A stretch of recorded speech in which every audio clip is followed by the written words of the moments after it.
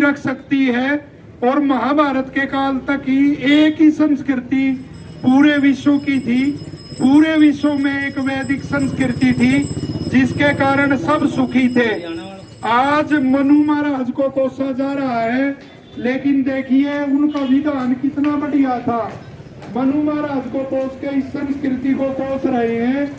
मनु महाराज ने कर्म के आधार पर वर्ण व्यवस्था बनाई, लेकिन आज जो पीढ़ी दर पीढ़ी एक जाति में बने रहते हैं वो मनु महाराज को कोस रहे हैं। मनु महाराज ने एक विधान बनाया कि युद्ध का नियम होगा कि कोई भागते हुए को, शरण में आए हुए को, महिला को, बच्चे को, वृद्ध को या हथियार डाल चुके को कोई उस पर प्रहार नहीं करेगा। लेकिन विदेशी आक्रमणकारी जब आए, जिनकी यह संस्कृति थी नहीं, जिनकी यवन संस्कृति थी, उन्होंने कितने भयानक अत्याचार, बेकसूर जनता की रक्त की नदियां बहा दी। तो आज अपनी संस्कृति को बढ़ावा ना देकर उसको अपने ही आदमी कोस रहे हैं, तो धिक्कार की बात है। वो दिन भूल गए जब विभाजन के समय कितने भयंकर अत्याचार हुए थे, जिनको पढ़ सुन के भी दिल दहल जाता है। मोपला कांड की घटना हमारे को याद आती है, कैसे हमारी बहन बेटियों की इज्जत लूट ली गई। जब माँ बाप ने, भाइयों ने आंखें बंद करी तो संगीन डाकर उनकी आंखें खोल दी गई कि अपनी आंखों से देखो। तो उस संस्कृति से, उस अपसंस्कृति से बच जाओ और अपनी संस्कृति की रक्षा करो।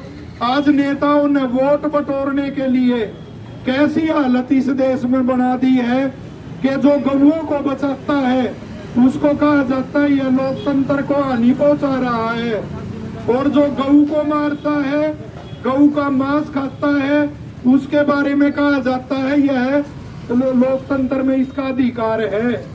लेकिन महर्षि दयानंद ने स्पष्ट घोषणा की है, जहां गऊ पे ऐसे अत्याचार होते हैं वहां राजा और प्रजा दोनों नष्ट हो जाते हैं। आज सभी रो रहे हैं बच्चों का चरित्र देखकर, बच्चों की सेहत देखकर, लेकिन यदि उस संस्कृति को अपनाओ नहीं गए, मनु महाराज ने जो ब्रह्मचर्य का विधान किया, कहीं नहीं वो विधान मिलेगा कि पराये धन को मिट्टी के ढेले के समान समझना और पराई स्त्री को माता के समान समझना, यह हमारे शास्त्रों का विधान है। तो इसी संस्कृति को बचा के आज शास्त्री जी जगह जगह बताते आए, श्री राजकुमार शास्त्री जी, कि कैसे टीवी पर बैठकर डिबेट में, वाद विवाद में मनु को गाली दी जाती है, वीर सावरकर को गाली दी जाती है। हमारे देश में रह के और हमारी संस्कृति जिन्होंने चलाई, उसकी रक्षा की, उसको बढ़ाया, उनको गाली दी जाती है। तो इससे दुर्भाग्य हमारा क्या होगा।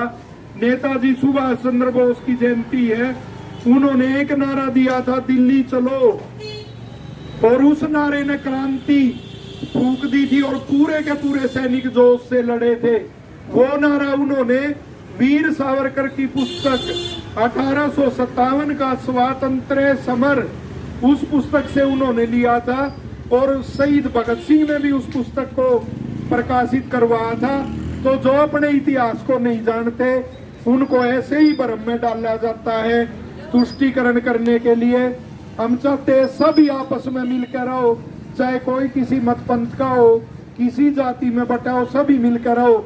लेकिन विचार जब तक एक नहीं होंगे तब तक ये बात केवल दिखावा रहेगी। तो अपनी संस्कृति को अपनाओ और साथ वाले को, सभी को इस संस्कृति को सिखाओ। धन्यवाद।